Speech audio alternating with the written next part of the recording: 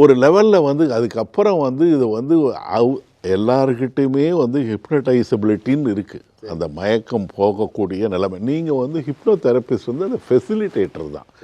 இப்போ நான் உங்களை வந்து ஹிப்னடைஸ் பண்ணுறேன்னா உங்கள்கிட்ட இருக்குது, அதுக்கு நீங்கள் சம்மதிக்கிறீங்க, நான் அதை ஃபெசிலிட்டேட் பண்ணுறேன். நான் அது மந்திரம் பண்ணல.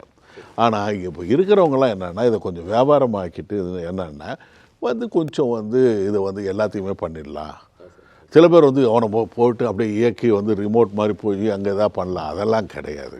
ஆனால் நீங்கள் வந்து ஒரு அழகாக வந்து ஒரு இன்டர்வியூ ஷார்பன் பண்ணலாம். நீங்கள் ஒரு ஹிப்னடைசிங் ஒரு இது இருந்ததுன்னா, என் ப்ரொஃபஸர் வந்து அவர் பீட்டர் ஃபெர்னாண்டஸ்ன்னு இப்போ தான் வந்து இயற்கை எழுதினார். ரொம்ப பிரமாதமாக பண்ணுவார். நாங்கள்லாம் வந்து கொஞ்சம் ஏகலைவனாக பார்த்து இருந்துட்டு அவருக்கு கொஞ்சம் வந்து அதில் வந்து இது பண்ணோம். ஆனால் அது வந்து சர்வரோக நிவாரணி கிடையாது.